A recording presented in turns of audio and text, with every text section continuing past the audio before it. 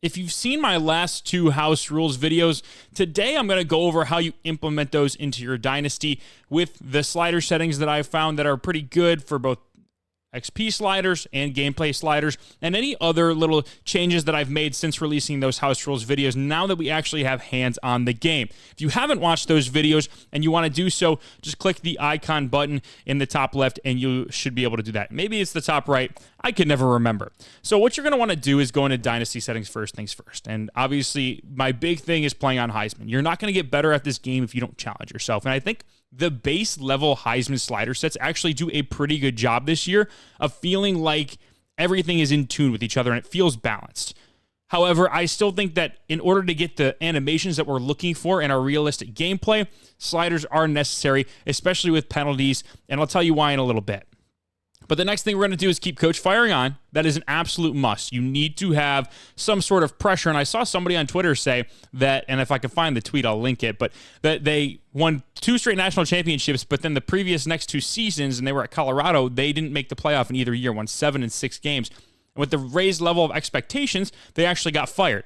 That's the kind of stuff that I really like. And you might not be that same person as I am that does enjoy those things, but I really like that that's a possibility in this game. And it's something that I want to continue to see in these games.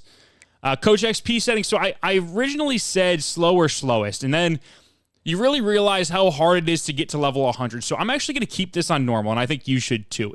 And this is where I really struggle because that early season, especially in year 1, you're going to see a lot of development with the normal slider. If you go to slowest or slow, it's going to be a lot tougher in year 1 to see that developmental growth in your coach abilities.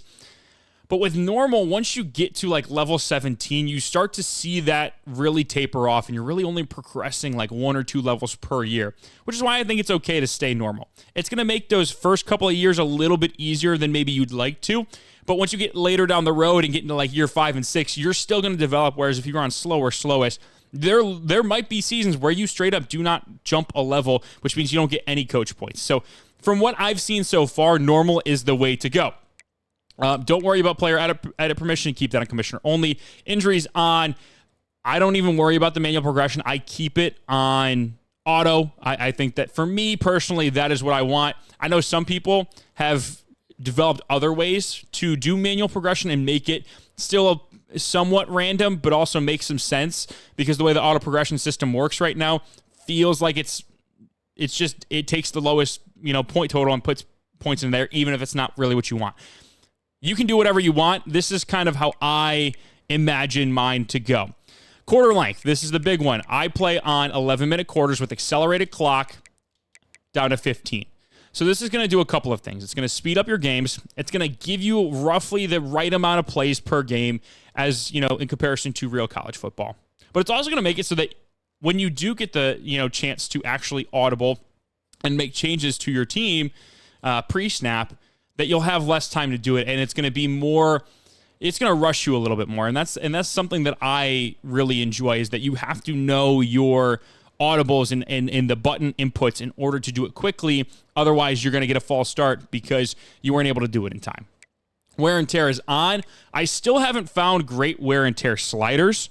That is the one thing that I need to test a little bit more, but Matt 10 does have his, and I will show you what they are in this video, because he seems to have done a pretty good job on them. So he's got all of these at 85. Okay, so this is what his looks like, and I haven't tested it yet, so I hesitate to recommend these for you, but these are the only ones that I am aware of without having to actually go out and look for them, because I haven't yet, and I haven't been able to test kind of what it's like. But I have noticed that in the games that I have played, the wear and tear doesn't work as well as I would like it to. I don't feel like there's as much of an impact as there might have been last season. So this essentially makes it so that the tackles and the regular hits, they put more wear and tear on the body, and they recover less quickly. So if you have better suggestions, I should say, first, put those in the comments.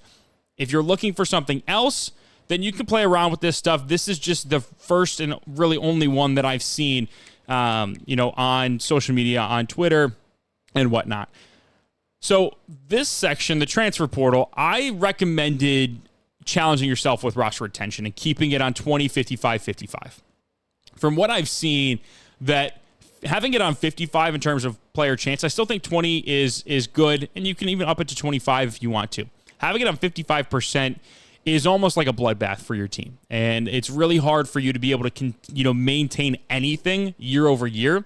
And so I have seen 38 be a pretty good number to start with, so I would recommend starting at 38. Again, adjust this as you see fit. That is going to be the key. Whatever you're looking for in your Dynasty experience, adjust these settings for yours. These are just particularly what I have enjoyed playing on so far. And I have noticed that with this on 38 rather than 55, you do see more roster attention, but it's still difficult because there is that max 20 per team. And instead of it being, all of your best players, you lose some depth as well. And it's not just those best guys. So, again, this is what I play on. You don't have to. I just would like to, kind of show you, what I do. Season experience is full control. League advancement, manual. Auto recruiting off. Auto progress players on. I told you this is what I do. You don't have to, but this is how I play. And I am not going to change it because I feel like it's done a good job for me in the past. So we're going to go with Maryland. And we're going to go head coach. Sorry, Mike, but you're fired. So obviously you're going to pick whichever one you want. Let's just go motivator for now. We won't change anything in here. You don't have to worry about this adaptive AI. It doesn't really matter for anything other than your coach suggestions do change a little bit, but I don't like using coach suggestions. So all of this is for sim purposes only, so do not worry about it. Okay, so once you load it into your Dynasty, the first thing that you're going to want to do is come over to Dynasty Central and go to Gameplay Sliders. This is going to be important, right? This is how the gameplay presents itself and why it matters so much. So I'm going to show you. I haven't imported them into my actual game yet, so I have to manually do this every time I load up into a Dynasty, but I will snap my fingers and it'll be what I use right on the screen for you. So this is what he has as a slider set, and this is the slider set that I use. And this is how you can tell that the base slider set from the game is actually really good because of how little he's had to change. And it's pretty simple. I mean, you're at most going down 10 for pass accuracy, which QB accuracy you usually have to. That is something that EA struggles with on launch, is that their pass settings aren't great. However, most other stuff is. And the reason that you do this stuff is to get better animations and get better reactions between CPU. Special teams, it doesn't really have to change much. Now, this punt power one is big. You do definitely want to move that up. Punting is, again, there's not much power there when the CPU punts. I'm not really sure why yet. Injuries and fatigue, you don't have to change. Minimum speed threshold, you don't have to change. These ones are big. So if you are playing in the rain and or snow, weather is going to have an impact the more you increase this. And as you can see here, it wasn't really impacting anything on 50, so moving it up is actually going to make it so that weather games do have an impact on gameplay. Now, with how much it has rained in every single Dynasty game, RTG game that I've played, this is something that you don't necessarily have to do if you don't want to. But I do recommend it because it does make the gameplay more true to those conditions. Penalties are another big one. This is going to change the way that players interact with each other, and you're going to get better animations with these specific penalty sliders. And these are subject to change and probably will, I would imagine. But you see it false start and holding way up. Face mask is down. Other than that, roughing the passer is just down a little bit, but you got to work on holding and false start. That is going to help your blocking feel much more smooth. The AI is just going to be a lot better because of it. So that's the big important one, is those gameplay sliders. Next, you're going to go to user settings, and these are going to be pretty important when you do play. So you can tap and hold, tap and tap, doesn't matter here. But this is the big one. So you're either going to go placement or you're going to go classic passing. I prefer placement because it does give you a little bit more control over where the ball goes. Passing slowdown, no. Pass lead increase is a small. Reticle speed, 7. Reticle visibility, user only. Meter visibility, user only. Those don't really matter for you, but this pass lead increase will at least give you a little bit control over like where exactly the pass is going to be thrown. Whether or not it's accurate is completely up to your quarterback's ratings, which is why I like this so much. This is 100% keep AI wide receiver for user teams on. This is going to make it so that the wide receivers will make their own attempt at the catch when you don't put an input in. this is big because the idea is you don't want to. You want those players' ratings to decide what they're going to do and how, if they're actually going to come down with the ball. So that's a big one. Just keep that on. Everything else is up to you. I would turn defensive seeker assist off. Auto flip I would keep on. Defensive ball hawk I would keep on. You're not going to be switching on, so it doesn't really matter. I don't have switch stick delay on just because there are those situations where you could accidentally flick the right stick and all of a sudden you're playing, the middle linebacker or the safety and you don't want to. So just keep that stuff off.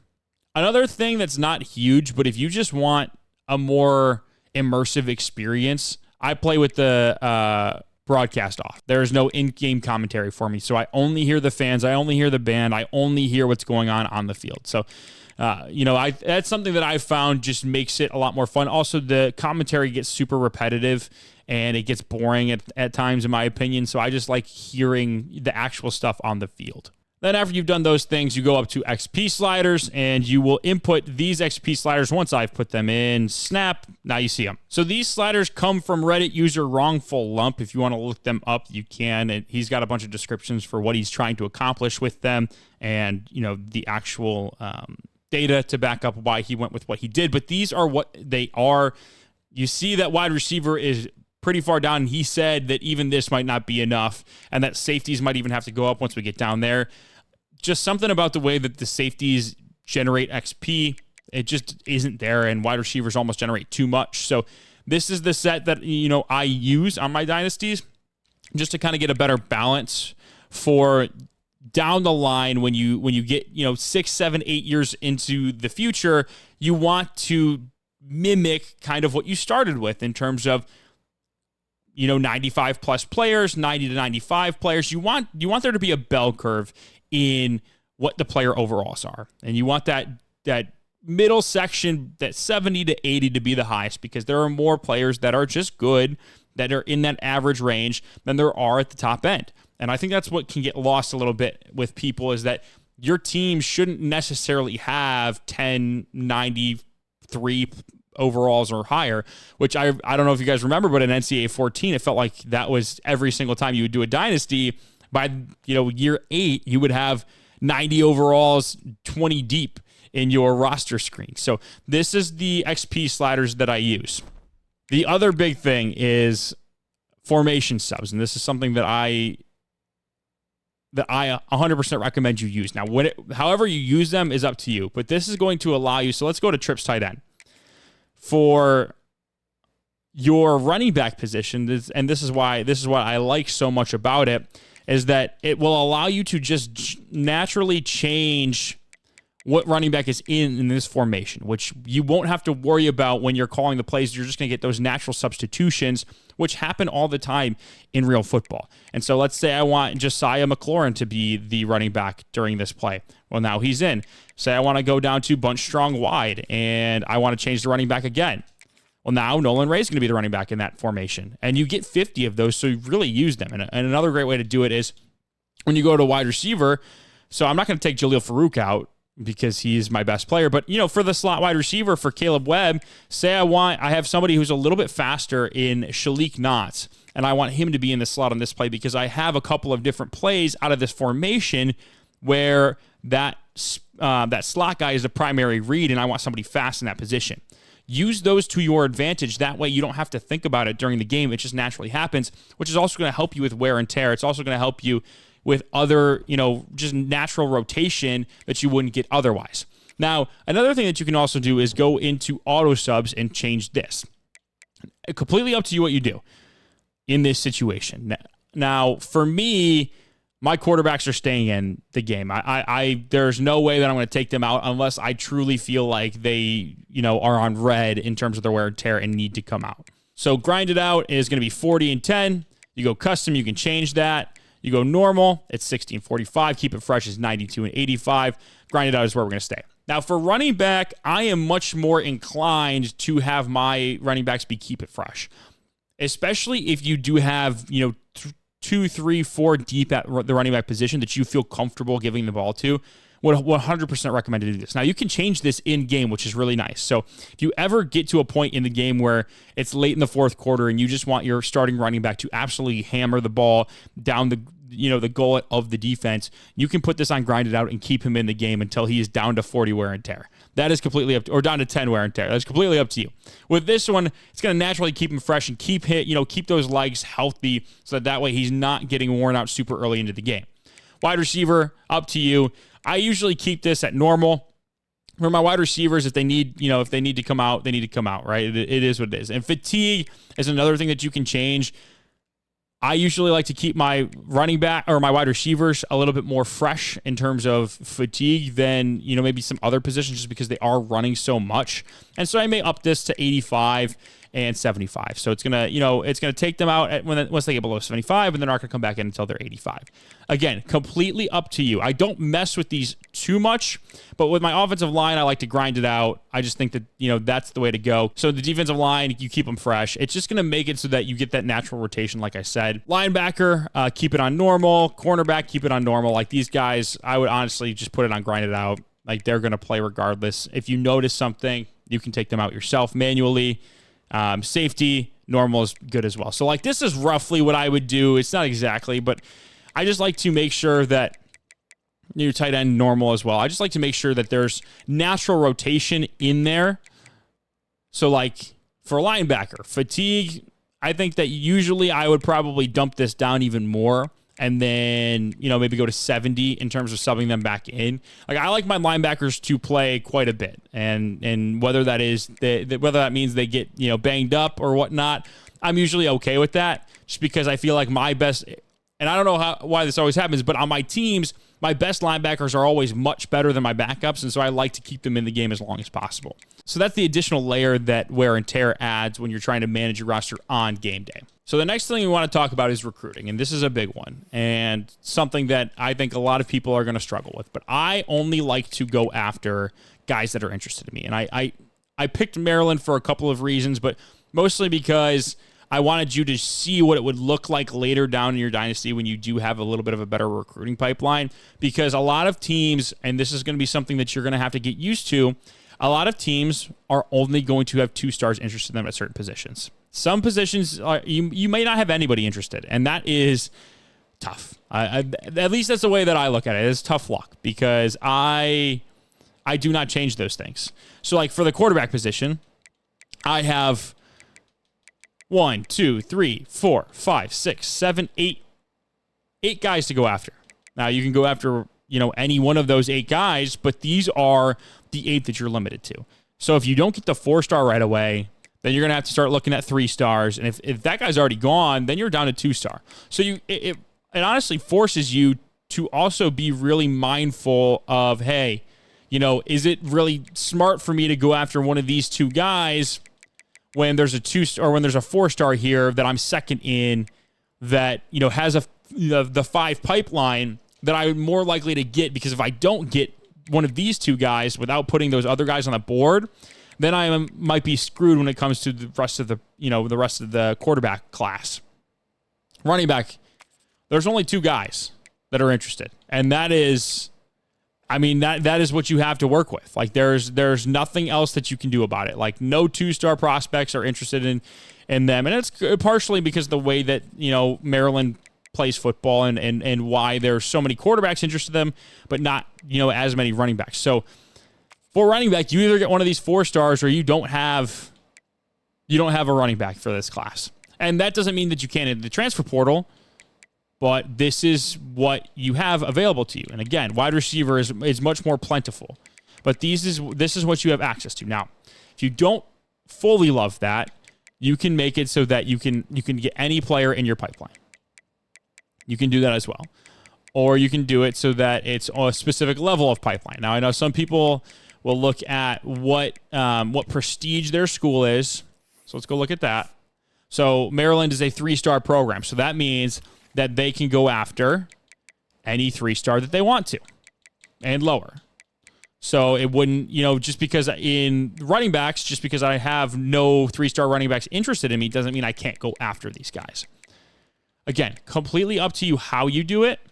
But for me, I much more prefer the challenge of, hey, I only have 2 guys to go after at my tackle position.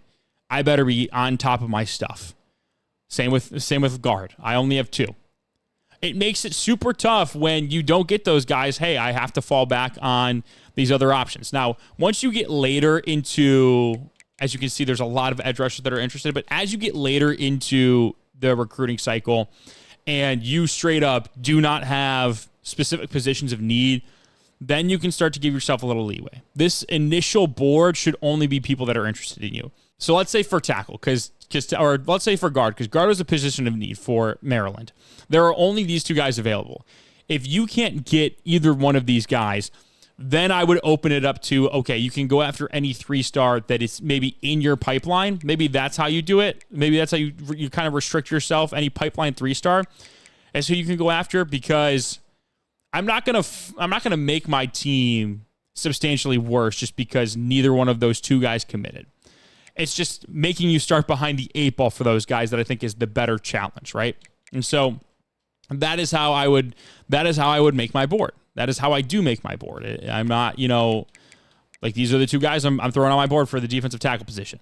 At linebacker, I've got a bunch of guys that are interested. I'm not going to throw all of them on my board, but you kind of get the picture is that there are plenty of positions, and a lot of 4-star linebackers are interested in Maryland. And you'll start to see that with play style and different various factors that go into this. But linebacker is super heavy. Now, there's a lot of 2-stars in here that want to come to my school.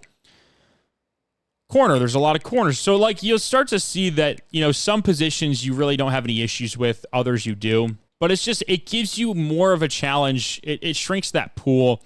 And maybe, again, it's the pipeline 3-stars that you go after. And I know that you could probably do that. So, like, that Maryland is your major pipeline state. So we're going to pass it.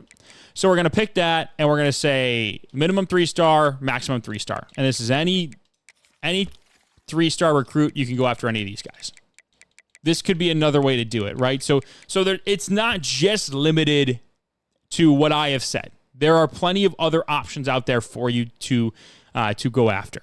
And so then my thing with the scouting, because early on in this, I have 750 points to use. I don't know if I'm going to use all of them, but what I want to show you how I'm going to do this is, for scouting purposes, this gives you enough information, in my opinion, to know what to do.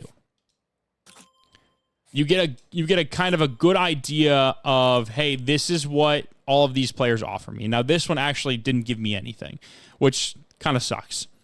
But I like the idea of, hey, you get one, and whatever information you get in that one is what you have to work with, because you don't know everything. And maybe if you want, you can do 2. This kind of gives you a better idea. I think that's a little too much, though, information. Like, there are just 2 stats that I don't know now. This guy, there are 4. And so I would rather just do 1, leave the bars up to chance, know some things about them. For this one, just 1. But now I know hip power and power moves, and I know that he's got hammer. So I think that this allows you to really maintain some of that integrity in terms of, you're not going to know every single player and what they give you. But I think it allows you to get a better understanding of who you have available to you and compare, based off of what you can see. Some other house rules that I just have for myself, just for realistic purposes, is that once I get up a certain number of scores, I'll put the backups in, or if I'm up a certain amount of points and it gets to the 4th quarter, I'll put the backups in.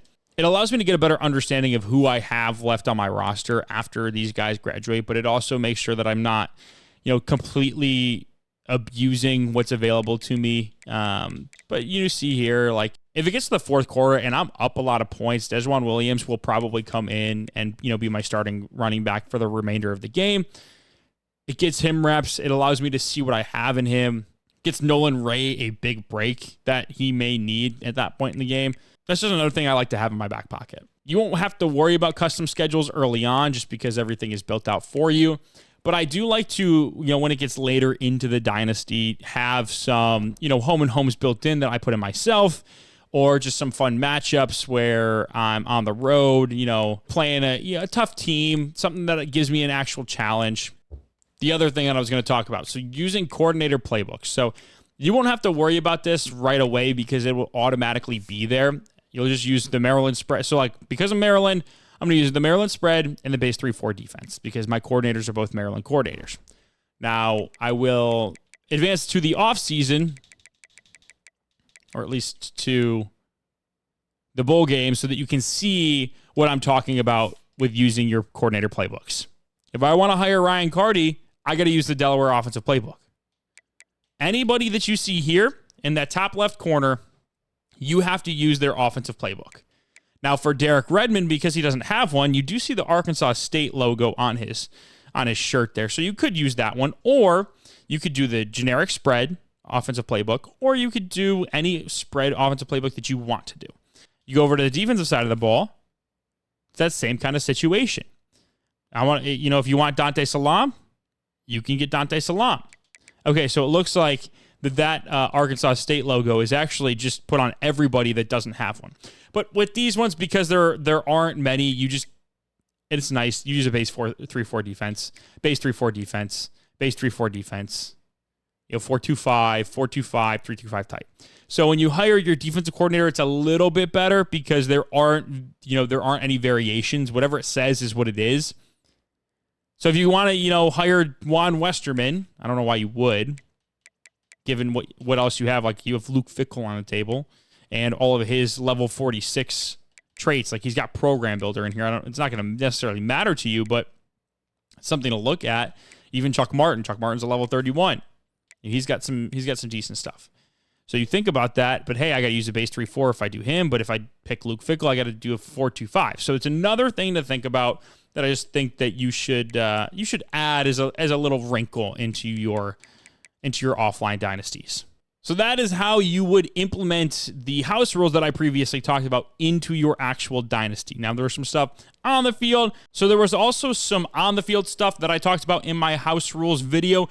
And that really is tied to your starting quarterback's awareness number. So to see that, you would just go to the depth chart, and it's that AWR in that column that you look at. That's the number that's going to tell you what you can do pre-snap with your quarterback. Other than that, there's not a ton that you really need to focus on for on-the-field stuff during the actual gameplay, other than letting your players' ratings control as much as possible. That is all I have for you today. Remember to hit that subscribe button on your way out. Thank you all so much for watching. Hope you enjoyed. Catch you on the flip. See ya.